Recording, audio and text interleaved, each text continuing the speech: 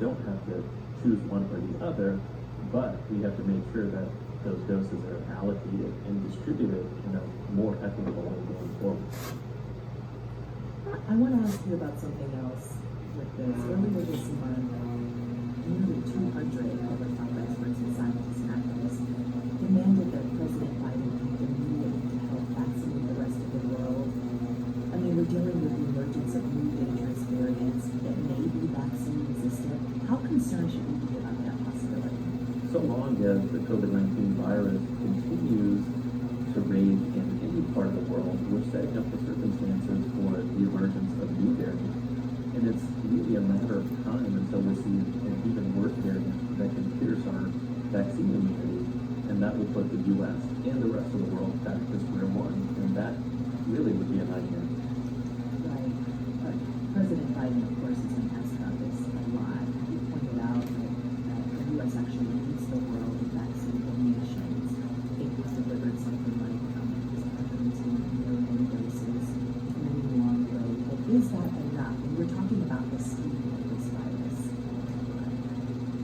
Yeah, it's nowhere near enough, and it's nowhere near fast enough.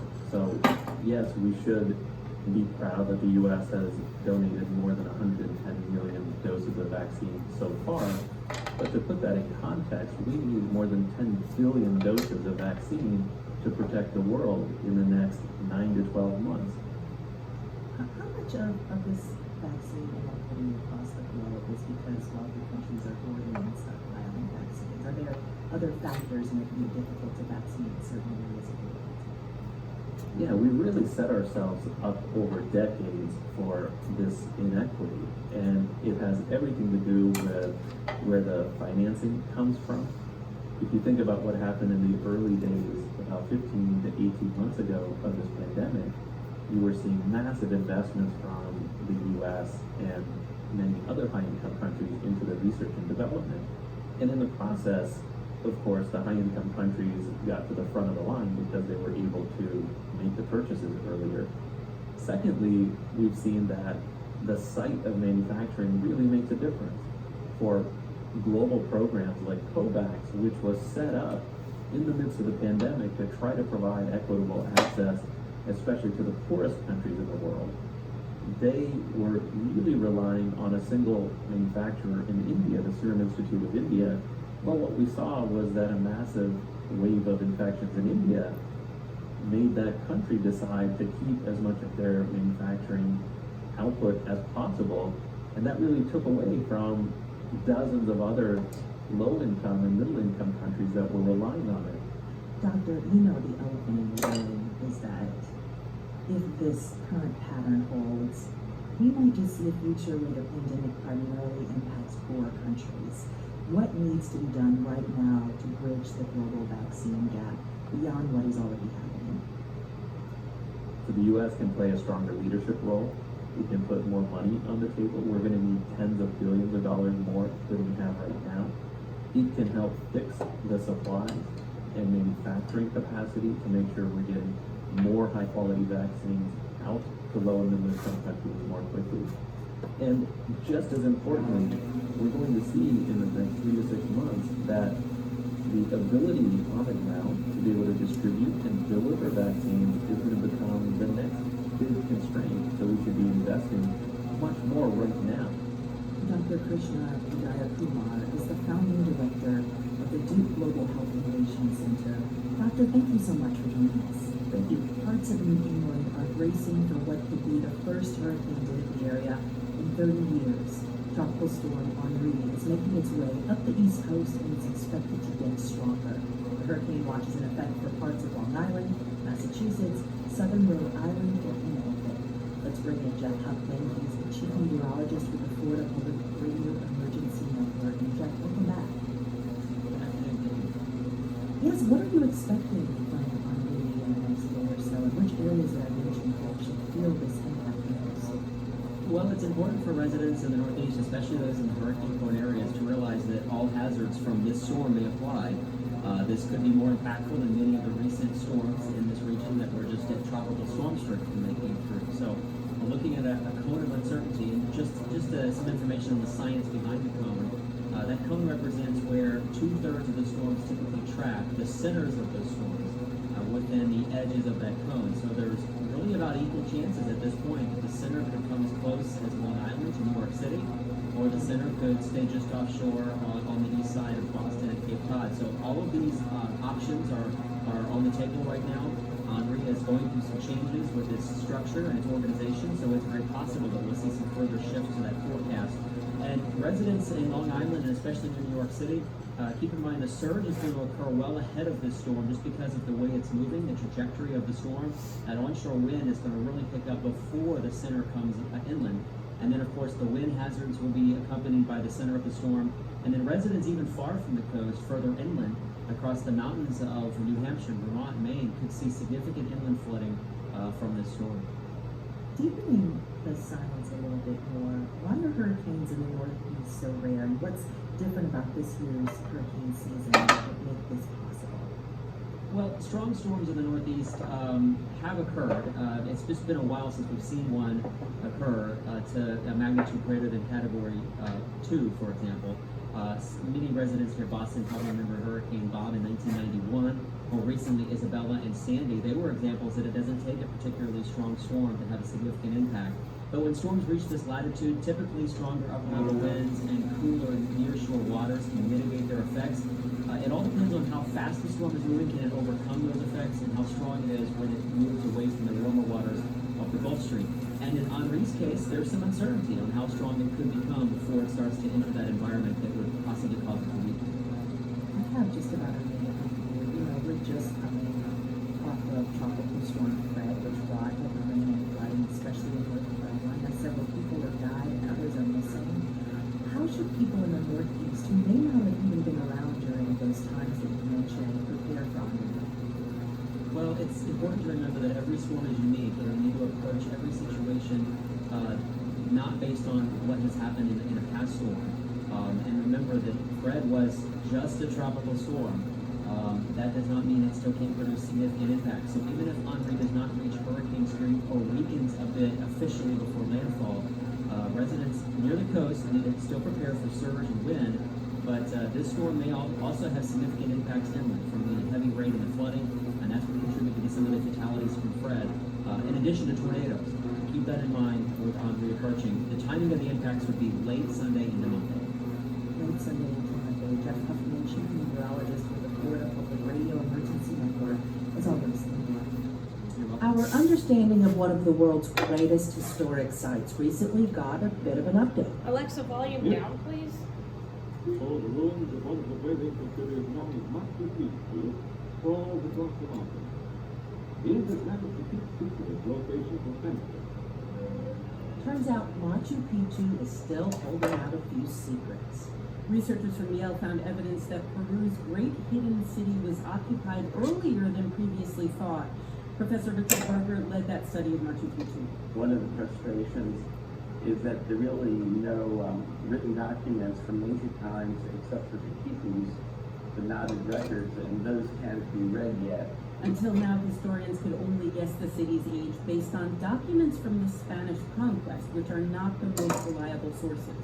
People were thinking that it dated to about 1450. But Richard Berger's team now has evidence of human habitation dating a few decades earlier to at least 1420. It involves skeletons discovered at the Royal Palace at Machu Picchu way back in 1912. Right, and technology has advanced to where carbon-14 can be dated using even the smallest quantities. And those ancient bones gave the Yale team what they needed. Berger says their discovery is only a beginning. Some people have often said, well, the Inca Empire is so huge and it left so many archaeological remains. Maybe we need a radical revision of the chronology and maybe even push it into, say, the 14th century. Maybe we're completely off base in terms of our estimates. Richard Berger, professor of anthropology at Yale University, unlocking the history of Machu Picchu, one secret at a time. When you try to follow the shifting path of the pandemic, it's easy to get lost in numbers. Not all of us are statisticians. Amanda Aronchik of NPR's Planet Money podcast brings us a fallacy to watch out for. At the end of July, I went to Iceland for the same reason that lots of people have been traveling there. They've had very low COVID rates and very high vaccination rates. So Iceland said to potential tourists, come to Iceland, where you can pay big bucks to ride little horses. But as we were packing to go on our trip, there was this COVID spike there. And this was very concerning because most of the people getting infected were fully vaccinated. You might have heard similar worries about Israel or the UK or about that outbreak in Provincetown, Massachusetts. Katrina Wallace, an epidemiologist at University of Illinois at Chicago, ran the Iceland numbers for me. She found that over 1 month this summer, 67% of COVID infections there were in people who were fully vaccinated, which sounds really bad. So when you first look at that at first blush, you say, oh, that means most people that are vaccinated will end up getting COVID, so we shouldn't use the vaccine, right? But that 67% does not mean that the vaccine isn't working. It's a misreading of what's actually happening. It is just people committing the base rate fallacy. They're not considering the whole context of the data. The base rate fallacy. That means a very critical piece of information is missing, the base rate. The base rate is basically how common some characteristic is in a group. So in this case, the base rate that we care about is what percentage of the country's population has already been vaccinated. And the answer is 71%. 71% of the total population of Iceland has been vaccinated. So that's a lot of people. For context, in the U.S., we only have about 50.2% of our population fully vaccinated at this time. In Iceland, almost everyone who could get a vaccine got a vaccine. So it's not surprising then that when COVID cases do happen in Iceland, most of them happen in vaccinated people. Thought experiment. Imagine a world where everybody has the vaccine, where 100% of people are vaccinated. In that world, with any COVID left, every single case, 100% of cases, would be in vaccinated people. So the more useful question to ask is how big was the risk of catching COVID if you were vaccinated? And how big was the risk if you were unvaccinated? Wallace says in the past 6 months, 6 of every 1,000 vaccinated people in Iceland caught COVID. But for the unvaccinated, the rate of infection is triple that, 18 of every 1,000. So clearly, it was better to be vaccinated. And it's not just COVID. Wallace says this base rate fallacy is useful to keep in mind whenever you hear people throwing numbers around to make a point. What I would advise is just anytime you see like X percent of this or, 5 out of 10 that, I would just say, what's the broader context here? What are we talking about? Because once you consider the base rate, you get a very different story. Amanda Ronchik, NPR News.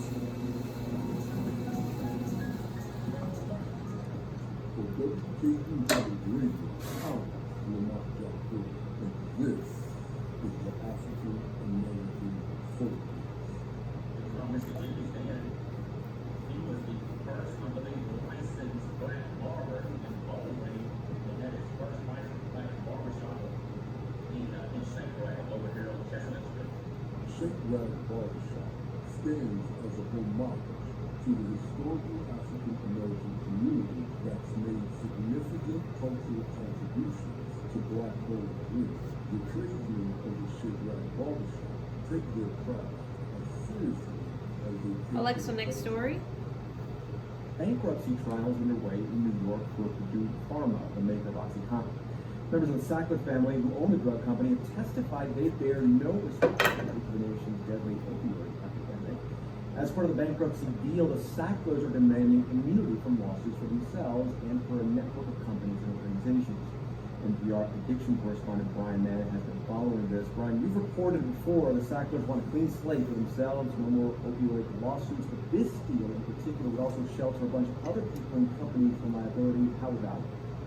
Now, this has been a major flashpoint in this trial, and it was again yesterday. As part of Purdue Pharma's bankruptcy settlement, the Sacklers, who say they've done nothing wrong, have agreed to pay $4.3 billion to fund addiction treatment programs. But the Sacklers want something really big in return. Their attorneys have drawn up this single-spaced list of individuals, organizations, and companies. This list runs for 12 full pages. If this deal is finalized, everyone on the list would be sheltered permanently from lawsuits linked to opioids and OxyContin and from a wide range of other lawsuits. And why does that matter? So this is interesting. Critics say the Sacklers and their empire are at the center of one of the biggest man-made public health disasters in U.S. history. Hundreds of thousands of people have died in this epidemic. Their company has pleaded guilty to federal crimes linked to the OxyContin business, first in 2007 and again last year. Again, the Sacklers denied wrongdoing and never been charged. But there are still big unanswered questions about how this prescription opioid crisis happened and who in the Sacklers network might be liable for some of the harm. And let me give you one example. Consulting giant McKinsey, they acknowledged helping Purdue Pharma try to turbocharge OxyContin sales. They apologized and earlier this year paid more than $500 million to settle opioid claims. So we know what role McKinsey played. But if this bankruptcy deal is finalized, all these other companies on the list that work with Purdue Pharma or the Sacklers, they'd be shielded from liability in the future, and the books would be closed. All questions about their role would likely never be answered. So who's on that 12-page list? Well, we can identify some of them. They include lobbying firms, one run by former U.S. Senator Luther Strange, a Republican from Alabama. There are also other law firms, financial consulting firms, PR firms, drug companies. It's a long list. And some of these parties aren't even clearly identified. And it's not clear what role many of these entities play. So you've gotten this far, so how likely is it that the Sacklers will get what they want? Well, again, this is fascinating. Federal Judge Robert Drain, who's been broadly supportive of this bankruptcy plan, has final say over this. And during the last week, he has asked really pointed and even skeptical questions about the scope of these legal protections for the Sacklers and all these other parties. In theory, Drain could shorten the list of companies that get this protection or narrow their legal immunity. But one thing that happened this week is during testimony, one of the former Purdue Pharma board members and owners, David Sackler, threatened to walk away from this settlement if the family and their associates don't win these broad legal protections. Ryan Mann is NPR's eviction correspondent. The Purdue Pharma bankruptcy trial is expected to wrap up with closing arguments in a week from now. Now, let's hear from another voice grappling with the surge in Alabama. Reverend Monica Thompson is a staff chaplain at UAB Hospital in Birmingham, Alabama. Thank you. We just heard from several exhausted hospital workers in Alabama. Can you take us inside the hospital? What's the situation in Alabama? So they have a very understandable frustration. This is a frightening, it is an overwhelming situation. Our staff are doing the best they can given the circumstances. And my role as the chaplain is to support not only the patients, their caregivers or loved ones, and also our staff, our medical staff and team, who are absolutely some of the hardest working people in this entire country right now.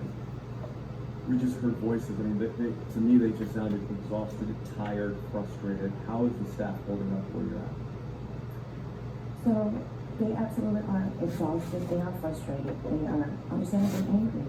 And so I think it is helpful for me to be that supportive presence for them, as well as the rest of our staff chaplains being here and our counselors who work here at UAB.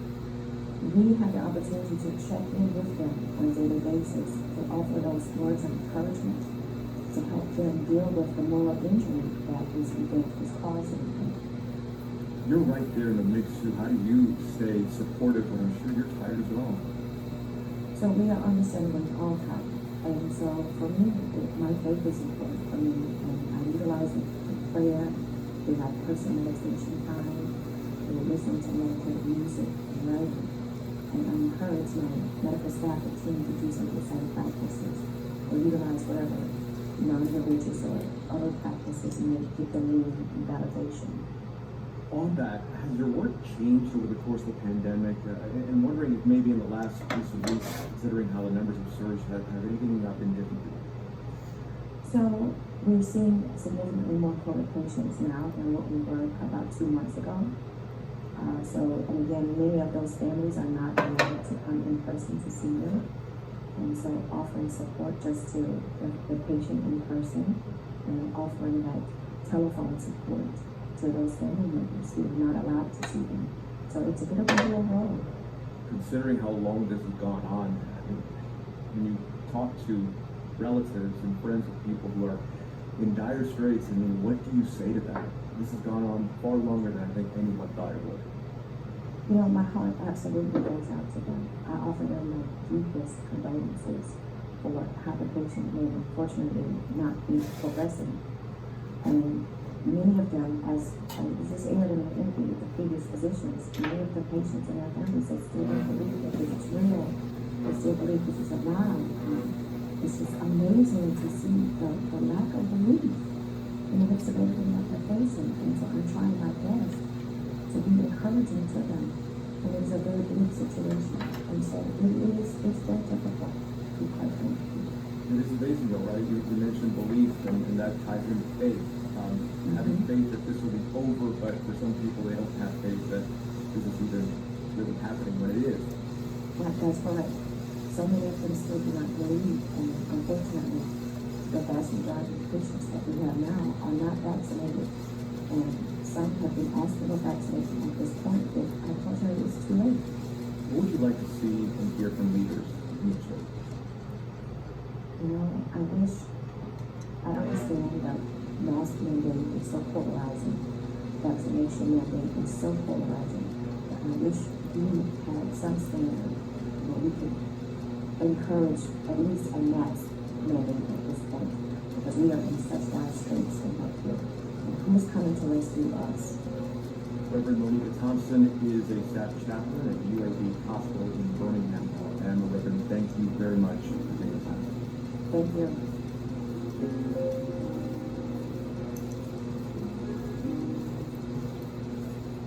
Keep up with the news even when you're away from Alexa. Just download the NPR One app on your smartphone. With NPR One, you'll get the same experience on your phone that you get here on Alexa, with all of the local and national news and podcasts you love. NPR One, available for iOS and Android. As a long American Alexa, volume up. is watching closely. Alexa, volume up. What's next? We're talking, of course, about Russia. It has not closed its embassy in Kabul, and Moscow has set up what it calls working contacts with the Taliban. Tomorrow we have Robin Dixon with our editorial partner, the Washington Post. She's bureau chief in Moscow. And Robin, what is Moscow's official position on the Taliban return, and what does it tell us? Well, the official position under a Supreme Court ruling of 2003 is that the Taliban is a terrorist. However, in recent years, Moscow has reached out to the Taliban. They have been softening their position on the Taliban and put its main policeman on Afghanistan. It says that the Taliban is an organisation that has proved itself over 20 years, it has a right to exist, and what that does is offers, from Moscow's perspective, the hope of influence and a role in Afghanistan post-conflict, and that is an important gain for them as the US departs. And when you say role, I mean, what are the potential regional and geopolitical interests here if the Russians kind of fill this void that the Americans leave? What does it have to gain? Well, when you say fill this void, they have no intention whatever of playing any kind of military role, and they've made that very clear. They want to have an influence in the situation and how things unfold. And one of the things that Russian officials have been quite clear about is that they do not want to see a Taliban Islamic Emirate state. So the situation seems to be becoming less predictable. It does worry Moscow. There's a sense that this could be a region that would see a spillage of extremism, a spillage of chaos, potentially narcotics trafficking continuing through that region. And they're hoping for a stable government that will enable control that southern flank. You mentioned instability in the region. Is there a possibility, is there the fear of a big group of refugees crossing into Russian borders? There is a fear of a group of refugees crossing not necessarily into Russia's borders, but potentially into some of the neighbouring countries like Tajikistan and Uzbekistan. And there is a sense of a danger of instability if, for example, the Taliban does not manage to create a stable government, the potential for further civil war, the potential for Islamic extremists.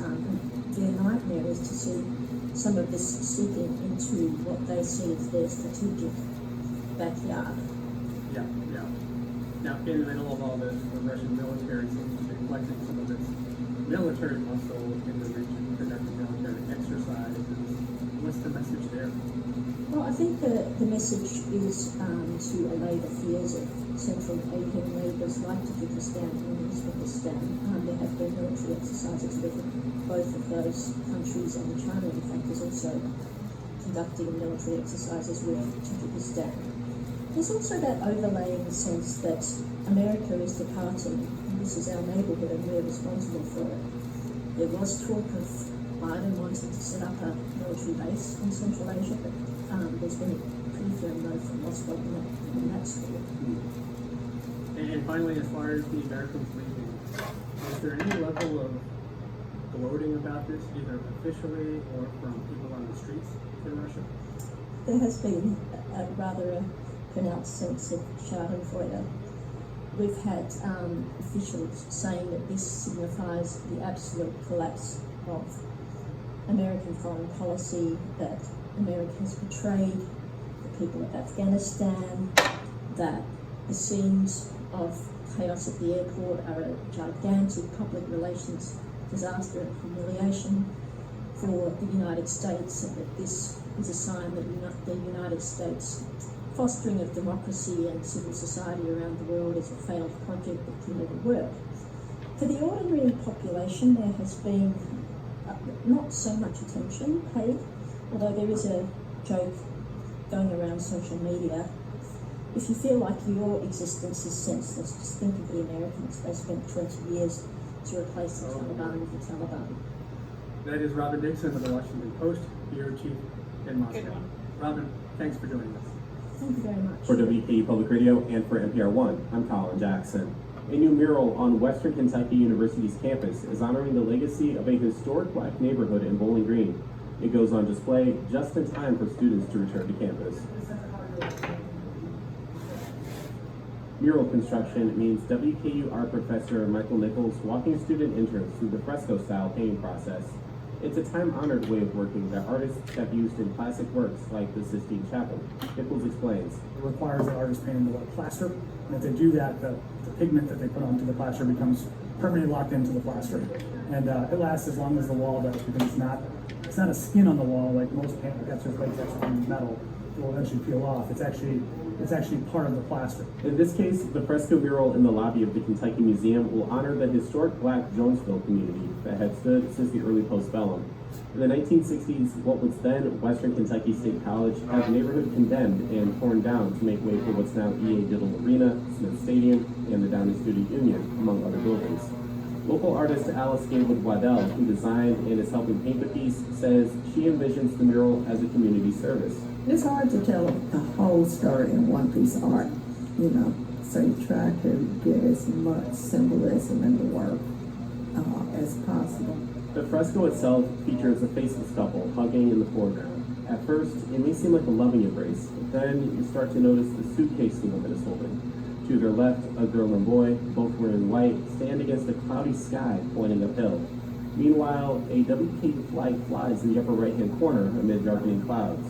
Then there are the sunflowers. Sunflowers actually exist in the neighborhood and the community as far as I can remember. And sunflowers to me represent just livelihood and happy environment. Waddell says it was important for her to represent the livelihood of Jonesville because not much exists today to memorialize the once thriving neighborhood. Kentucky Museum Director Brent Bjorkman says the goal was to have something emblematic of the community. Certainly Jonesville is a story that just has never been told in the right way. It's been something that perhaps we've been a little ashamed of, or something that we just haven't dealt with. Bjorkman says he hopes the installation sparks conversations about that history. For WKU Public Radio, I'm Colin Jackson. Namaste. Welcome to Tranquilling House. In 10 days, you will leave here and you will not be the person that you are now. That's Nicole. Nicole Kidman playing a guru at a secluded health retreat in Hulu's new drama, 9 Perfect Strangers. It's the latest offering from Kidman and TV writer-producer David E. Kelly, who previously teamed up for the HBO miniseries Big Little Lies. And for more, we're joined by NPR TV critic Eric Deggans. Welcome back. Hey, thanks for having me. Okay, so walk us through this show. Full disclosure, I'm on episode 2. It's got a star-studded cast: Melissa McCarthy, Regina Hall, Michael Shannon, and of course Nicole Kidman, playing characters away at an expensive health retreat. What do you make of the premise? So basically, these people are at this totally expensive retreat where only 9 people sort of go through a regimen. And most of the people who do this are wealthy, but there is a family that was given a stipend to attend. And so these characters are all kind of bouncing off each other as they go through what Nicole Kidman's character is kind of set up for them. And the whole time you get this sense that the process is not really as thought out as she wants them to think it is. And there's also someone else who we don't know is slipping menacing notes to her and seems to be aimed at perhaps hurting her. If it sounds confusing, it's because it is. That's because it is, huh? And that's because it is. And a lot of these characters are hard to like. We do have this really interesting clip, though, where one of the participants has a discussion with Nicole Kidman's character. Let's listen to it. And I said, come. And then when I did get here, I really thought about leaving. Nearly everyone here almost gave it to go. I sense it's going to take courage. And it'll be sometimes unpleasant. And I'll tell you something else. The people who come here, most of them, they have fairly good lives, comfortable. They come for the suffering. I don't want to suffer. You're already suffering. So one of the things that's tough for me with this series is that I don't mind spending time with unlikable characters, and I don't mind spending time in uncomfortable situations if there's a sense that I'm going to learn something from the experience. And I just felt when I was watching this show that it wasn't telling me anything that I didn't already know about characters like this. One of the things that has kind of bugged me about shows like this is that they purport to tell us something about privilege, or tell us something about modern people struggling with the demands of modern society. But if I'm only meeting characters that are predictable and that I feel like I know where they're coming from, then, kind of what's the point? Well, there's another show in this vein, to your point. There's also White Lotus on HBO Max. It's about the dysfunction of wealthy people at a Hawaiian resort. Let's listen to how a hotel worker puts it in the show. You have to treat these people like sensitive children. They all say it's about the money. But it's not.